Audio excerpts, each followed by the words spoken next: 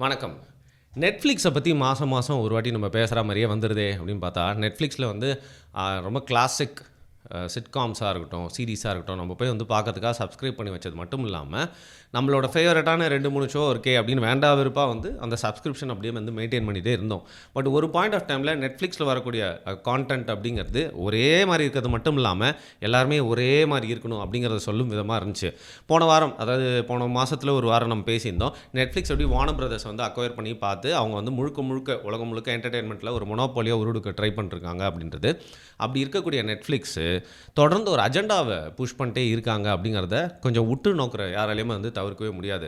அப்படி நெட்ஃப்ளிக்ஸ் வந்து என்ன அஜெண்டாவை திருப்பி நிறுவ முயற்சிக்கிறாங்கன்னு பார்த்தீங்கன்னா, ஓரின சேர்க்கை மட்டும் இல்லாமல் உறவுகள் அப்படிங்கிறது எப்படி வேணால் இருக்கலாம் அப்படின்னு முறை தவறிய உறவுகளை தேவையில்லாமல் ஒரு அடல்ட் அப்படின்னு சொல்லிட்டு போடப்படுற ஒரு சீரீஸில் அதை நம்ம எதிர்பார்த்து பார்க்கலாம். அதை ஏன்டா அப்படி எடுத்துங்கன்னு சொல்ல முடியாது.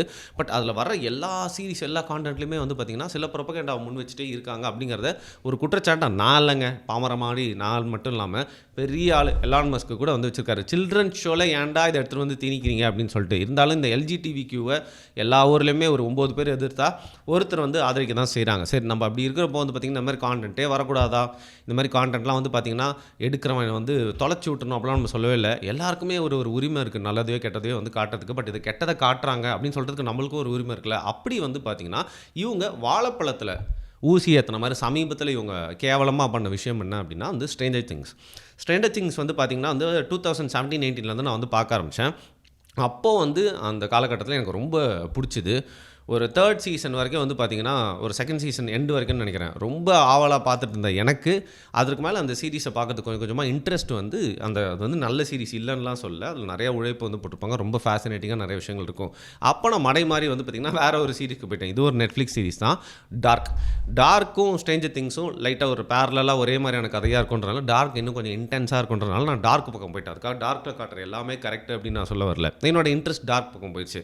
பட் ஸ்ட்ரேஞ்சர் திங்ஸில் கொஞ்சம் கொஞ்சமாக எனக்கு இன்ட்ரெஸ்ட் இழந்துட்டதுனால அப்புறம் விட்டுட்டேன். பட் சமீபத்தில் வந்து பார்த்திங்கன்னா நம்ம ஆஃபீஸில் வேலை செய்கிற பசங்க, நம்ம ஃப்ரெண்ட்ஸு, நம்மளோட சர்க்கிளில் எல்லாருமே வந்து ஸ்ட்ரேஞ்சர் திங்ஸை தொடர்ந்து பார்த்துட்டே இருக்கவங்க. ரொம்ப செம்மையாக போகுதுங்க, ரொம்ப செம்மையாக முடிவு நோக்கி போயிட்டுருக்கு. அது மட்டும் இல்லாமல் பார்த்திங்கன்னா வந்து ஒரு 2 எபிசோடு வந்து 2.5 மணி நேரமாக விட்றாங்களாம் அப்படின்னு சொல்லிட்டு சமீபத்தில் எல்லாருமே ஸ்ட்ரேஞ்சர் திங்ஸை பற்றி பேசிகிட்டே இருக்கிறது மட்டும் இல்லாமல் பிஞ்ச் வாட்ச் வந்து பண்ணிகிட்டு இருந்தாங்க. சரி, அப்பப்போ நம்ம வந்து எட்டி பார்த்து, என்ன இவன் இவ்வளோ வளர்ந்துட்டான், என்ன இப்படி ஆயிட்டா அப்படின்னு சொல்லிட்டு வந்து கேரக்டர்ஸ்லாம் வந்து அவங்களாம் முகம்லாம் இந்த அளவுக்கு மாறிச்சுன்னு பார்த்தப்போ ரொம்ப ஃபேசினேட்டிங்காக இருக்கும். குறிப்பாக இந்த ஸ்ட்ரேஞ்சர் திங்ஸ் வந்து அப்போ ஒரு ஹார்ம்லெஸ்ஸான ஒரு சீரீஸாக தான் வந்தது நான் பார்க்க ஆரம்பித்தப்போ. அப்போ எல்லாருமே வந்து பார்த்திங்கன்னா பேசிக்கலி ஒரு 80s நடக்கிற மாதிரியான ஒரு விஷயம். அப்படி இருக்கிறப்போ சின்ன பசங்க ஒரு ஸ்டீவன் ஸ்பீல்பர்க் படம் பார்க்குற மாதிரியே இருக்கும். இந்த ஈடி அந்த படம்லாம் பார்க்குற மாதிரியே இருந்துச்சு அந்த ஸ்டார்டிங்கில் பார்க்குறப்போ. எல்லாருக்குமே ஒரு இன்னசென்ஸு, அதில் ஒரு காலேஜ் டீன் லவ்வு, அதில் ஏற்படக்கூடிய குழப்பங்கள், அதுக்கப்புறம் ஒரு விடோ, அதுக்கப்புறம் அங்கே இருக்கிற போலீஸ் ஆஃபீஸருக்கும் ஏற்படுற அந்த உறவு அப்படிங்கிறது எல்லாத்தையுமே வந்து பார்த்திங்கன்னா ரொம்ப அழகாக வந்து காட்டியிருப்பாங்க. அதில் இந்த டைம் ட்ராவல், அதுக்கப்புறம் போர்ட்டல் ஓப்பன் ஆகிறது, வித்தியாசமான கொடூரமான ஜந்துக்கள்லாம் வருது அப்படின்னு சொல்லிட்டு செம்ம எங்கேஜிங்காக இருந்த சீரீஸை இந்த குட்டி பசங்களாம் வளர்ந்துட்டே இருக்காங்கல்ல, அவங்க வளர பார்த்திங்கன்னா வந்து நெட்ஃப்ளிக்ஸோட விஷம் அப்படிங்கிறது வந்து ஸ்ட்ரேஞ்சர் திங்ஸில் கொஞ்சம் அதிகமாகவே ஆயிடுச்சு அப்படின்னு சொல்லலாம்.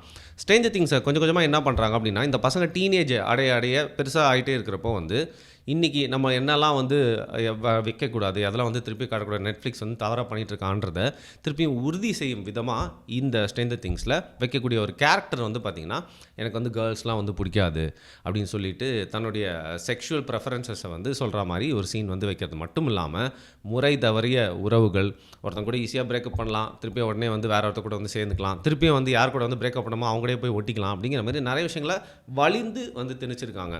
நம்மளும் வந்து உலக சினிமா எல்லாத்தையுமே வந்து நெட்ஃப்ளிக்ஸ்லாம் வரதுக்கு முன்னாடி வந்து பார்த்துட்டு தான் இருக்கோம். இந்த மாதிரி சீன்ஸ், இந்த மாதிரி படங்கள்லாம் நிறைய ஏற்கனவே வந்திருக்கு எல்லாமே தெரியும்.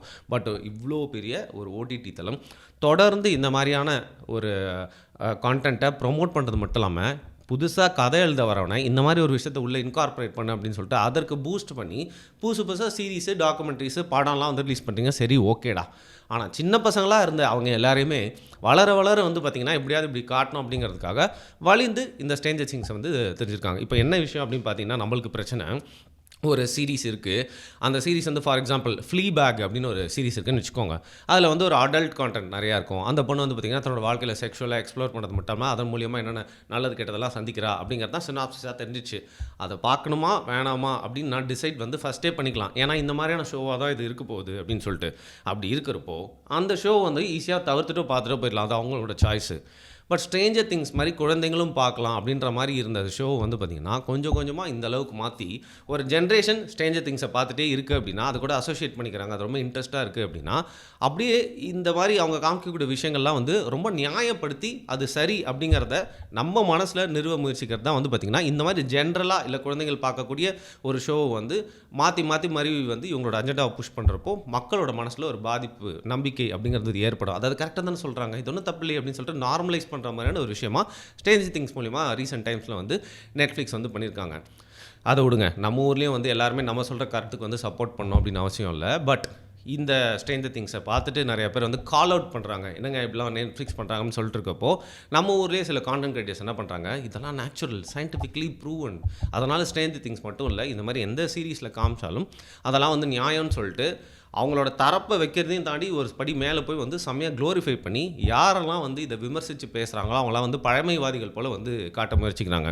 ஸோ பேசிக்லி நம்ம ஊரில் வந்து கிரியேட்டர்ஸ் பல வகை, அதில் சில வகை கிரியேட்டர்ஸ்லாம் சங்கில் ரொம்ப ஒரு டேங்காகவும் ரொம்ப வந்து பார்த்திங்கன்னா ராவாக இறங்கி செய்கிற மாதிரி ரொம்ப ட்ரெண்டியான விஷயங்கள் அப்படின்லாம் பேசுகிற மாதிரி வச்சுட்டு தங்களை ஒரு முற்போக்குவாதிகளாக காட்டிட்டு அவங்க இந்த விஷயத்தெல்லாம் நியாயப்படுத்துறது மூலியமாக வந்து பார்த்திங்கன்னா ஒரு பெரிய செட் ஆஃப் யங்ஸ்டர்ஸ்க்கு வந்து ஆமாம் சில பேர்லாம் வந்து தப்பாக பேசிகிட்டு இருக்கான்னு யாரெல்லாம் இந்த மாதிரி ப்ரொபகேண்டாக்கு எதிராக பேசுகிறாங்களோ அவங்களெல்லாம் வந்து ஒரு தப்பான கண்டென்ட் கிரியேட்டர்ஸ் மாதிரி காட்டுறதுக்கு இந்த மாதிரி கண்டென்ட் கிரியேட்டர்ஸ் வந்து முயற்சி செய்கிறாங்க.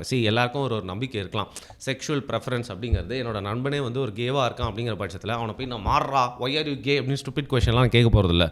அவன் வந்து கேவாக இருக்கானா அவனோட ப்ரெஃபரன்ஸ், என்னோடய வாழ்க்கையை நான் வாழ்ந்துட்டு போகிறேன், நான் அவனை டிஸ்டர்ப் பண்ண மாட்டேன், என்னை டிஸ்டர்ப் பண்ண மாட்டான் அப்படிங்கிற இருக்கிறதையும் தாண்டி இன்றைக்கி ஒரு பெரிய டிவைடு உண்டாக்கி இந்த மாதிரி இதை பற்றி பேசுகிறவங்க எல்லாருமே பழமைவாதிகள், நாங்கள் தான் வந்து பார்த்திங்கன்னா புதுமைவாதி முற்போக்கு சிந்தனை கொண்டவர்கள் அப்படிங்கிற திருப்பி வந்து நிறுவ வந்து முயற்சி செஞ்சிட்ருக்காங்க. அப்படி இந்த ஸ்ட்ரேஞ்சர் திங்ஸ் மட்டும் இல்லாமல் சமீபத்தில் வந்து பார்த்திங்கன்னா இப்போ நம்ம ஃபோனை வந்து இப்படி வச்சு பார்த்துட்ருக்கோம்ல, இப்போ ஷார்ட்ஸ் வந்தோன்னா நம்ம வெர்டிக்கல் ஃபார்மேட் மூலிமா வந்து வச்சு பார்க்க ஆரம்பிச்சிருக்கோம்ல.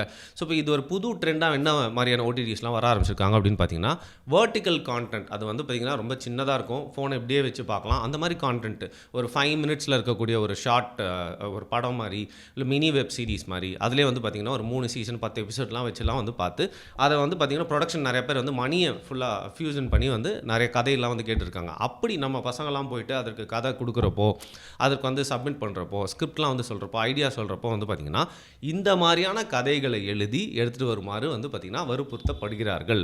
ஸோ பேசிக்லி ஆனாலப்பட்ட நெட்ஃப்ளிக்ஸ் பண்ணுறான் அவன் மட்டும்தான் ஈவில் அப்படின்னு இல்லை, நம்ம ஊர்லேயும் யாரெல்லாம் வந்து நம்ம மீடியா இண்டஸ்ட்ரிக்குள்ளே என்டர்டெயின்மெண்ட் இண்டஸ்ட்ரிக்குள்ளே புதுசாக லோக்கல் சீரீஸு அப்புறம் ஷார்ட் ஃபிலிம்ஸு மூவிஸ்லாம் எடுக்கிறதுக்கு ப்ரொமோட் பண்ணுறாங்களோ அவங்களே வந்து வரக்கூடியவங்கள க்ரியேட்டிவ் அதாவது எழுத்தாளர்களாக இருக்கலாம் டைரக்ஷனுக்கு வரக்கூடியவங்க எல்லாருமே இந்த மாதிரி கான்டென்ட் தான் எழுத சொல்லி வந்து என்கரேஜ் பண்ணுறாங்க.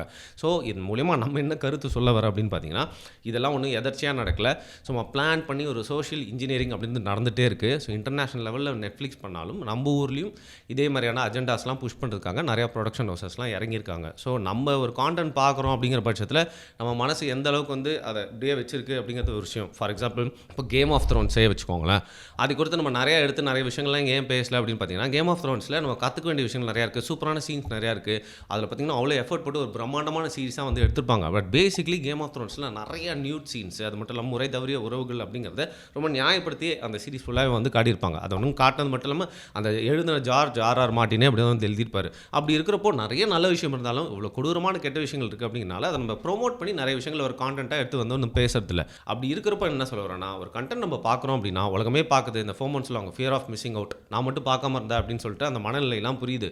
ஆனால் அதை பார்த்து எது நல்லது கெட்டது அப்படிங்கிற மனசு பகுத்து பார்க்குற வரைக்கும் ஓகே. பட் தொடர்ந்து அந்த கான்டென்ட் கூட நம்ம ட்ராவல் ஆகி அவங்களோட ப்ரொபகேண்டாக்கு நம்ம விழுந்துட்டோம் அப்படின்னா வந்து எல்லாமே நார்மலைஸ்டாக நம்மளுக்கு தெரியும், நல்லது கெட்டதை பிரித்து பார்க்க முடியாது.